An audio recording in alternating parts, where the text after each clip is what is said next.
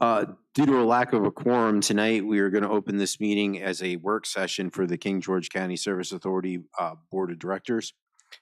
We'll call the meeting to order with an invocation by myself and the Pledge of Allegiance by Mr. Miller. Please stand as you're able.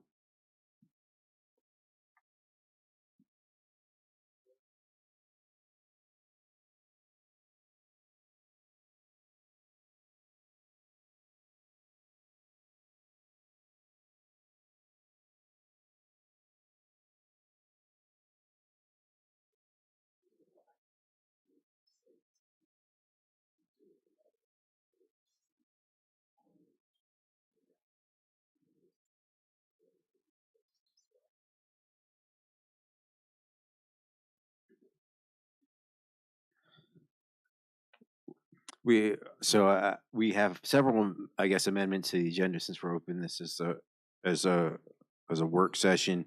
We're going to pretty much just cover presentations and reports this evening, most of the action items are unactionable this evening. We will take public comment if there's anybody that has public comment at this time. Is there anyone online, Mr. Dines? No, Mr. Chairman. Seeing no public comment, we'll skip over the reports of the board members, and we'll go to report from the county attorney if there's any updates that you need to make. Mr. Parker? Yes. Hi, Mr. Morris here. For the record, I'm attending remotely, electronically, because I'm out of the county this evening, and I have no board member report. Thank you. Thank you, Mr. Morris. Report of the county attorney. Sure, just by way of explanation to the public, the rules on electronic meetings provide that you have to have a physical quorum, even if you have a member remote. So we appreciate Mr. Morris making himself available, but due to the absence of other members, we can't conduct voting this evening. I have a brief report. I met this afternoon with the Walnut Hill folks who are here. If there are any questions for them, I got them some comments on their agreement, but we're not ready to have action, nor could we take an action tonight, but they are available for questions if there are any. I don't really have one at this time. Mr. Morris, do you have any questions? Have they got the data that I requested reference to what price range and what size homes they're looking to build? I think I've seen some data. I'm not sure exactly what. Good evening, board. Mr. Morris. We do not have any information particular to our project and the houses that we would anticipate bringing, but I did provide to Mr. Miller some information that was available to me from FAR, which is the Fredericksburg Area Association of Realtors, and I'm glad to share that with each of you tonight, if that's appropriate. Yeah. Mr. Morris, I'll pass that on to you digitally. Okay, thank you.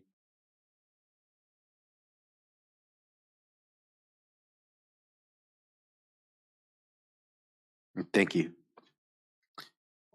And if I could emphasize, I know that Mr. Morris had also asked about was the county,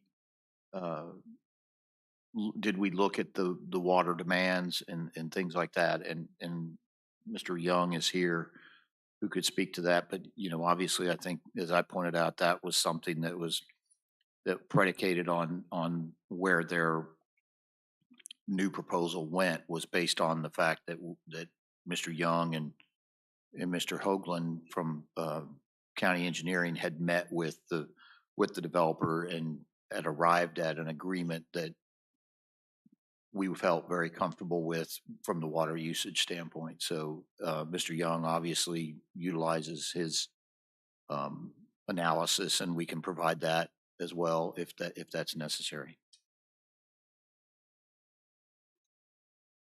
Any questions? All right, we'll move on to presentations and reports. Let's see, having Bowden Environmental Services come up and give us an update on the water wastewater.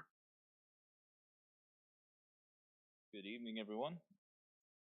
So there was a report that we sent into the county earlier today. It is 22 pages long, and I think it has around 30 or so graphs or something like that. So I completely understand no one's had a chance to review this yet, but there are certain sections that I can just highlight for you, and then once you guys, thank you, have a chance to review it, our contact information is on here. Feel free to ask us any questions about it as you like. This was very much so the first utility report we've drafted, and as such, there's a lot of templating that we've had to put into this report. And so subsequent reports will be able to be finalized in a much faster manner. But we have to wait until the 10th of the month is complete before we can even start crunching a lot of our data, a lot of our analysis. Typically, we don't even have all of the data back before the 10th of the month. That's when we have to report to DEQ. So it's an all hands on deck to get everything reported to DEQ and VDH and the appropriate timeline. And then once that is completed, our compliance team kind of shifts over into doing a lot of this data analysis and reporting. So the first page is simply an introduction, kind of characterizing what the report is for and its purpose. Do I need to hit the? Alrighty. So that and we've broken it out into two different sections. One is the water section, then we have a wastewater section. And so we have a brief overview section before all of the other reports, and we'll get into all of the other systems and wells as we go. But the overview is kind of a synopsis, a summary, if you will, of the rest of the previous month's happenings. And so under the overview, there was a lot of operational issues that we discovered on startup. Last meeting, we did discuss a few of those, but it really made us look into the reliability of residual concentration of chlorine throughout all the water utility systems as a whole in the county. One of those, or several pieces to that, would be, inadequate chemical feed pump size, some clogged injectors and chemical feed lines, and then we also did a lot of adaptations and modifications to chemical mix ratios. Instead of a 20-to-1 or a 50-1 chlorine to water mix ratio, some needed a bit stronger, or some needed a little bit less, and pumping rates were modified based on these known conditions. So through it all, there was about 7 chemical feed pumps that were replaced throughout the month of April. We had 5 injectors that were replaced. These repairs, along with making sure we have the appropriate mix ratios dialed in, and then with this really assisted us in improving the reliability of free chlorine residual throughout the distribution. We also identified that there were 3 sand filter systems that the automatic backwashing process is not functional. It's not active. It's very much a manual process, which is fine, but that automatic process should be brought back in, and we are trying to identify what needs to happen for that to take place, even if it can happen. So more on that to come. We did identify that the Fairview Beach water treatment plant, the sand filter, it's a green sand filter with some anthracite, and it's designed to remove iron and manganese that are naturally occurring in the groundwater. The media is completely spent in the sand filters. And when I mean spent, it's the sand has a specific charge, an affinity, a gravitation, if you will, for that iron to attach to that sand.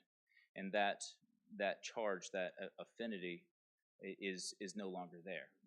And so it's taking additional chlorine to oxidize that iron and minerals out before it meets the sand filter, and it's really rendering the sand filter non-effective.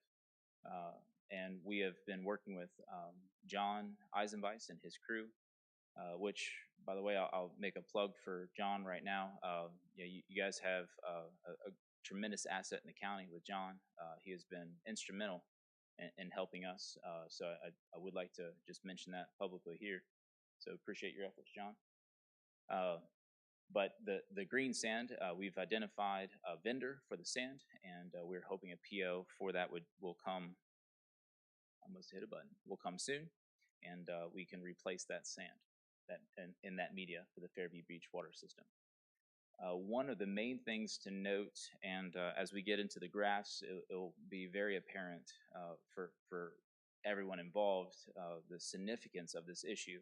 But the Saft well is offline, and the reason why it's offline currently is there is several holes in the well casing that is allowing silt and sand to fall down into the borehole. It's just naturally occurring silt and sand, and it hasn't rendered itself a water quality issue, other than some sandy or silty water.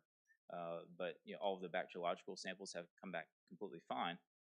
But it is a concern of aesthetic quality of water, and then also it's very damaging to any and all pump equipment that is put in there. And so I believe there is a proposal or a quote from a well driller for that work to take place. And it's our recommendation as your contractor to expedite that as fast as we can. And once we get down into the graphs, we'll be able to see why that's such an important piece of our infrastructure here. The circle system, there was a boil water notice that was issued for that system. A contractor dug into a water line, and the water line had to be repaired. And due to that, we collected 2 special bacteriological samples. Both of those passed just fine, and the boil water notice was lifted. I won't go through each of these individually. I'll let you guys kind of do that on your own, but just kind of an overview. I'll go to, let's see, this one. And I'll kind of give you a rundown of what this data that we are presenting here for you and what it's really telling us here. So at the very top, we do have water quality analysis. So if there's anything that went wrong, a complaint maybe, or some violation of waterworks regulations, we would put that in the water quality section. Then we also have listed for you the bacteriological analysis that are routinely collected in the system on a monthly basis. We have those results there for you as well. And it's typically, you guys don't necessarily see this information, so it's very helpful that you do in case there is an issue. It'll be made known. We have some operational notes for each of these systems. For the Dahlgren system, the Saft well is offline due to well casing failure. And then we also have a system production graph. This graph is a stacked bar chart, and each bar is represents the total monthly flow in millions of gallons. Everything is color coded based on well production, which well was producing what when. Now, some of the data we are working with here is historical in nature, so it predates us, and so we're really pulling some of this information that was not gathered by us essentially. So there has been some concerns about reliability. November, that's the data that we have, and so that's questionable. Also, March of 2023, we do not have any production values for any of the water systems. We have some rudimentary data, but we were not supplied with those values, and we're trying to work with BDH to get those values. So the data that you see here is an average, a 12-month annual average for each system. So if you see here that the Saft well, well number 2, is indicated by this dark blue, and as you can see, that is your main producer for the county, or for this system, for the Dahlgren system. that system easily produces 70% of your water for the system. And with that well being offline, the other wells have to pitch in and do their best to keep up with the demand of that system. And so I was just at the Monmouth well, and that well is running, 24 hours a day, 1,400 minutes in a day. I mean, its uptime is 100%. And so what that means is, there's a potential for a critical failure. So if that well goes down, what are our options? We do have a significant reservoir capacity, but that is a looming concern. And so the effort to get the Saft well back online, it just makes it that much more important. And so as we evaluate decisions based on either the cost of it, the economics of it, and future development and future needs of the county, it's very helpful to take into account the current needs and the current demands of that system. And so that's kind of how we try to represent the data for you. And so you guys are able to take this information and then make those decisions as needed. So I'll give you guys some opportunity to ask any questions that you have about any of this information that we're providing. Mr. Chair, Mr. Miller, did you send that to us? Because I just looked through my phone and I didn't see the report. Yeah, I've got it and I will send it right now. I was in Richmond most of the day, so I noticed that his report was sent. So if you can just send it to us. Thank you. Yes, ma'am. This report, and apologize to Chris, this report was sent to Chris this morning about 10 o'clock. So no fault of Chris. It was, it's just the delay in trying to get it out there. So that's what I'm saying. Please, go through it as you need, and then feel free to ask questions. I do have one question on the green sand you mentioned. Is that something unusual or an old process? Is why you having trouble finding it, or? No, we're not having trouble finding the sand necessarily. We did reach out to one of the vendors that we found online, but they are a wholesaler, so we had to find a distributor. So that distributor has been found, and they gave us a proposal to purchase the sand. There is some consideration based on the sand, the type of media, the size of media, and the quantities that we need. But we were able to find those quantities and sizes that we need, and we're ready to go on that. We're ready to get that. So is it common to use, or is it an older system use, that product? Green sand is a very common method of removing iron and manganese. Okay. Very an industry standard. All right, thank you. No questions. All right, so we'll move on to wastewater. Mark, can you, I guess while we have you up here, can you describe what, and I know John Eisenbeis responded to it and took care of the situation in Hop Yard, but last week they lost pressure and it had to do with something that switched over to automatic, which is supposed to be manual, but Sure. Could you answer some of those questions? I know Mr. Parker in particular lives in Hop Yard, and I know he got a lot of calls, and Yes. Ms. Norris Parker dealt with it, and John Eisenbeis did a great job responding to it. Absolutely. So as mentioned, it's apparent that automatic processes are not active, not effective, and it's very much a manual process. And there is components of that automatic process, system interlocks, if you will, that are still present.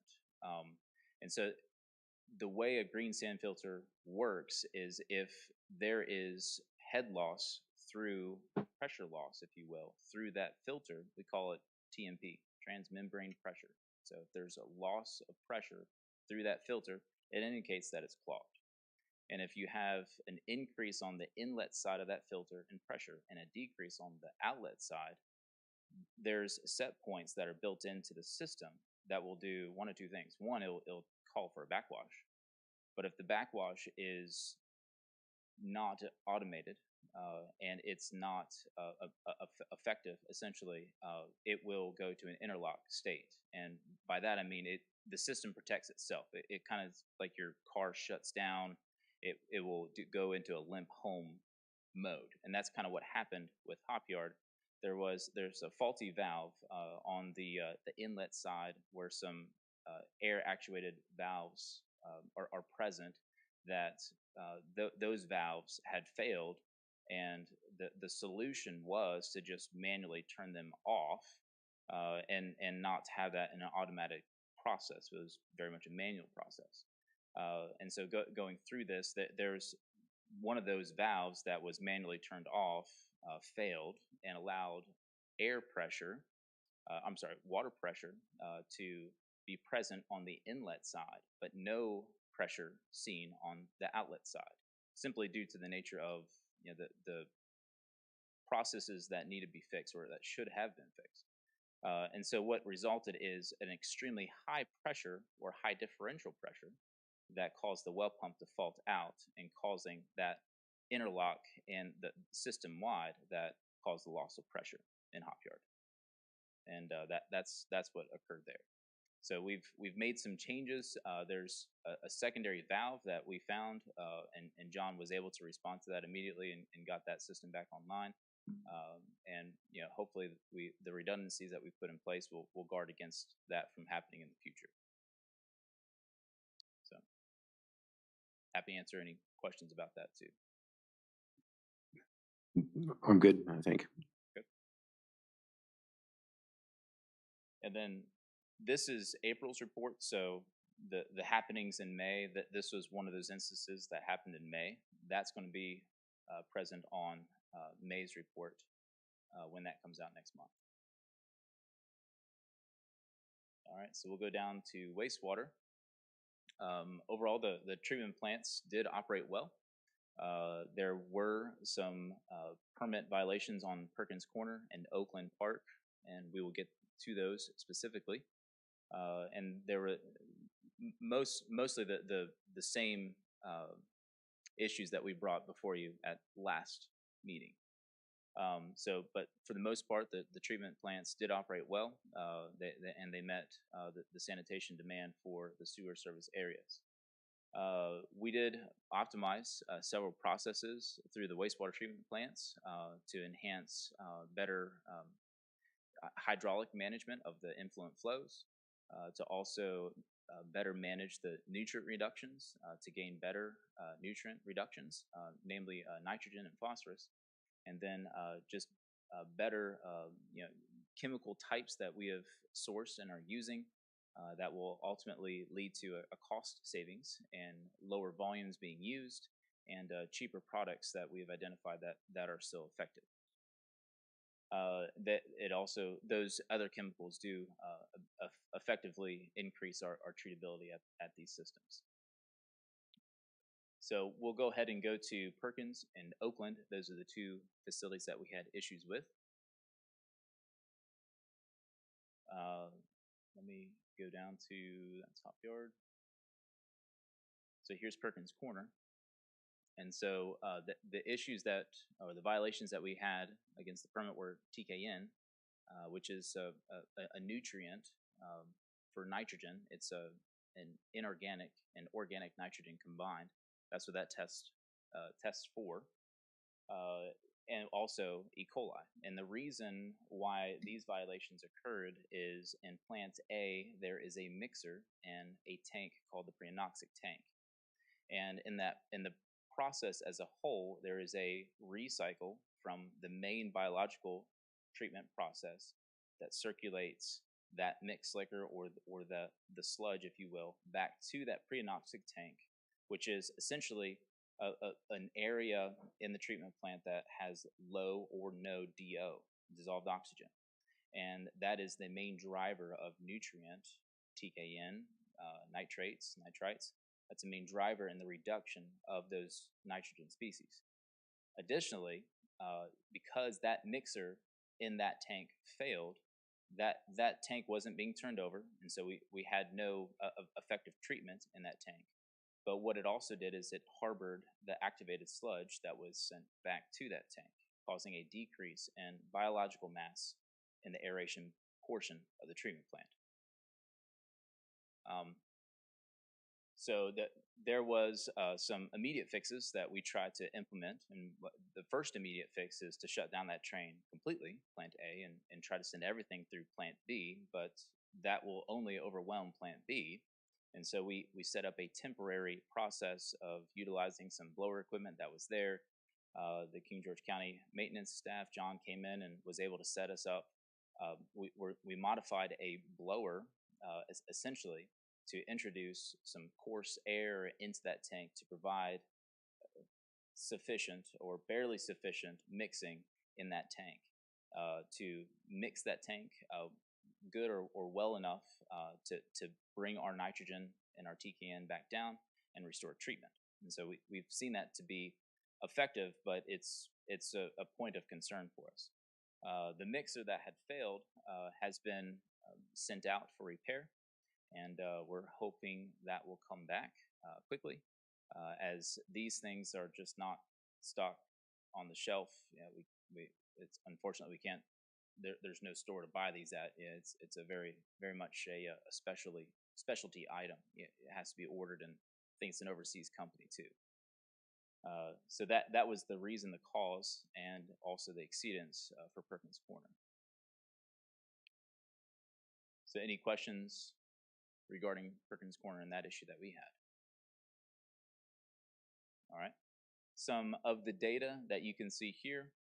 The first graph that we have, that is essentially combining all of the routine effluent monitoring data that we sample and test for the permit on a routine basis. Perkins Corner has a 3 per week requirement, and we kind of trended all the data together so you can kind of see it all in one and not have so many graphs that you have to look at. The next graph down is the daily flow through the treatment plant in millions of gallons per day. And so we can see that the treatment plant, it's averaging around 60,000 gallons per day. The next thing that is always a very helpful graph is a rolling 12-month look at historical flows and current contrasting month that we are currently in for April. And so you can see what flows were at this treatment plant a year ago, and that's very helpful statistic. And so that's what this graph here is for. Now we can go to Oakland. So Oakland, there was again TKN issues. That's the word of the day, TKN. And the reason for the TKN exceedances, it's a nitrogen species as first described. But we had nitrification inhibition, which essentially halted the denitrification process due to an organism that proliferated in the wastewater treatment plant itself. And that organism is a Filaminus bacteria. And this was in Plant A. And we were able to overcome that predominance by extremely wasting from that plant, Plant A, that side, and reseeding it from another facility from the hop yard, SBR plant, and that quickly brought the treatment back around at Oakland. And so the TKN values near the end of the month were reduced below the permit limits. And we always provide a letter of explanation to DEQ for each and every exceedance that we have on the permit. And so that is submitted to DEQ. So they have all of the reasons and the exceedance and what was done, to correct the issue and also prevent it from happening in the future. And so that is essentially the report in a nutshell. And be happy to take any questions that you guys have. And you certainly will probably have questions once you go through the report in whole. Do you have any questions, Mr. Morris?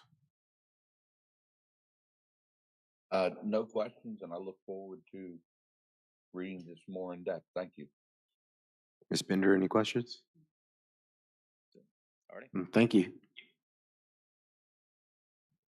Next up is the Service Authority Expenditure Report by Ms. Hahn.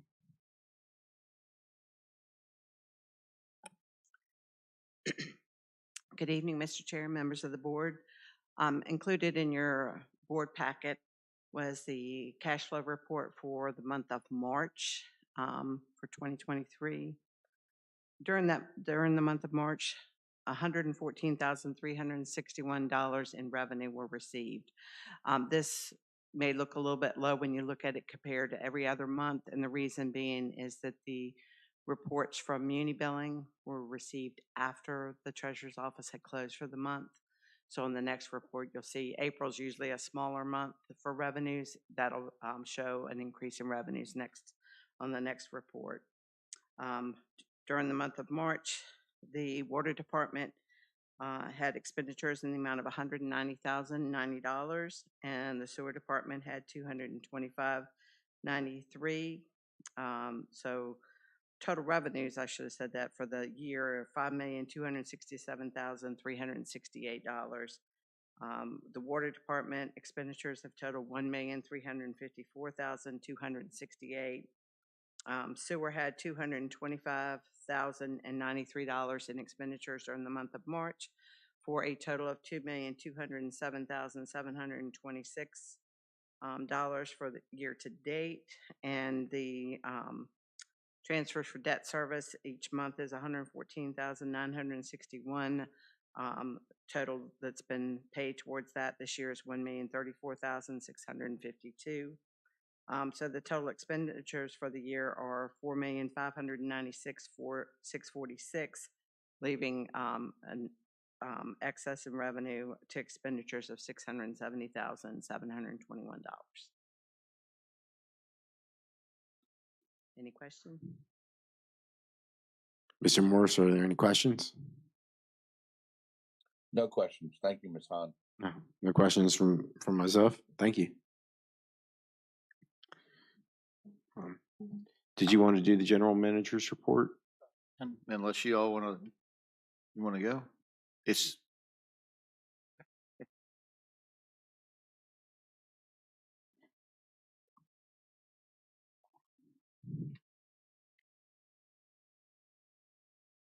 I'm waiting.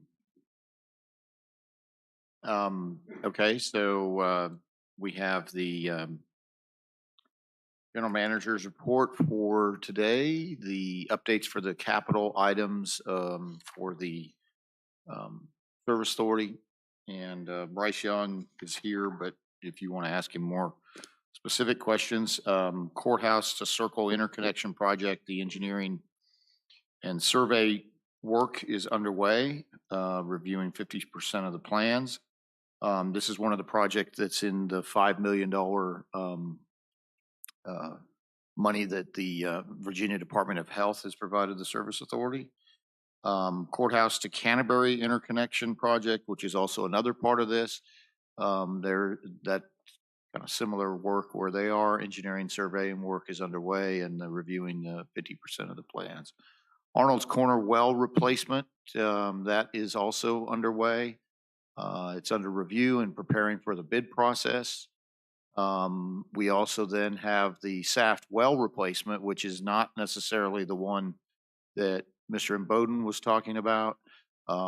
There is a plan under the money that we received from the Virginia Department of Health to replace the Saft well to what we call Saft number 2.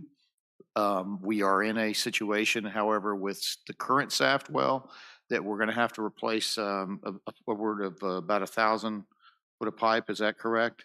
Casing. So the status of that is we reached out to a couple contractors. We've got one. The plan is to do an emergency bid, which shortens the time frame. That's the best option that Ms. Hahn has indicated that we would need to do an emergency bid that will probably run about a 10-day process, 11 days, and then get that so that we can get this as soon as we can. We looked at doing an emergency procurement, and we could do it that way too. I think the finance people feel a little bit more comfortable with the emergency bid. So we're going to do everything we can to get that so that we can get this well fixed so that it doesn't serve as a draw on our folks, on our system. Quick question, how much could that run? The quote that we got was about $115,000. And so that's obviously something that we would have to look at doing, perhaps that line of credit. And Ms. Hahn is working through the budget process right now. So that's something that, obviously, if you send it out to a competitive bid, you might get a little better pricing. But I think that, as Mr. Eisenbeis has indicated, you got one big supplier, big well repairer in the area, and they're the ones that responded, and we certainly have a good relationship with them. But I think there are others out there. It's just a matter of getting them to respond as quickly as we need them. Perkins Corner wastewater treatment plant decommissioning, as you can hear from Mr. Bowden, that can't come soon enough, but it is a lengthy process. We're into year one of a 3-year project. The engineering work is proceeding. Preliminary engineering report, PER, has been submitted and design work is beginning. That is one of the projects would be funded under the ARPA money that the county got, that the Service Authority got for roughly about $16 million. That is the associated with wastewater projects. The Dahlgren wastewater treatment plant sludge pond reconstruction. The contractor is Johnston, and they are on site performing the work. Fairview Beach wastewater treatment plant pipe outfall project. That project is completed. So this one will obviously stay on for a little bit longer in terms of being a completed project. But those are essentially those major capital projects. We did talk about the AMI project at the last meeting, and the AMI project, what that project is, obviously they kind of accelerated their time frame, and so we're a couple months ahead of schedule on that. But that is a multi-year project as well. But everything seems to be going well on that. I don't believe that anybody from the AMI folks or Fortiline people are having any problems. And Ms. Norris Parker's doing a good job working with them and just coordinating all their needs. The only other item I think was on the King George, or on the general manager's report, was setting up a time for the budget. I know that Ms. Hahn is working on that. I think we're going to be looking at the month of June because Ms. Hahn has obviously been deeply engaged with the Board of Supervisors budget, and that we have another meeting scheduled to start our CIP on the 23rd. And I'll defer to Ms. Hahn if she wants to set a meeting up. I know she is going on vacation after the 23rd. There's a possibility that we could look at doing something on the 23rd before the Board of Supervisors. But I would, that would be something that I think we'd want to make sure we'd get a good amount of time, like a 5 o'clock meeting. I think we're meeting at 6:30 on the 23rd. Is it 7 or 6?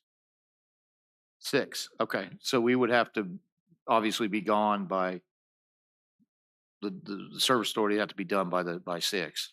So we're not, I'm just saying that could be a date that we could hold. I know we have to coordinate with everybody's schedule. I know I'd have 2 board members there for sure. Right. And then miscellaneous other, I do think that we are very grateful that we have the Bowden contract, and they're doing a great job for us. And I do think that I would echo their Mark Bowden's comments about John and his crews. The maintenance crews have been indispensable working with them and doing all the other things that they're doing so far.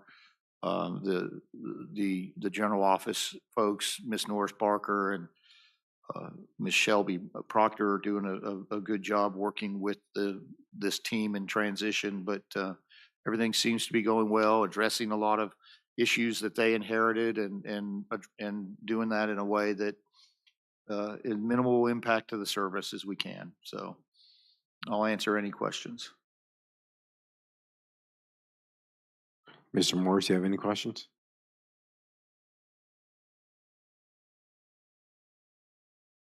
No question. All right. Thank you, Mr. Morrow. Do we need to make a motion to adjourn? So we can't approve it, so, but you can call for adjournment as the Okay. presenter. So we're going to adjourn to June 6, 2023 at 5:30 PM here in the boardroom.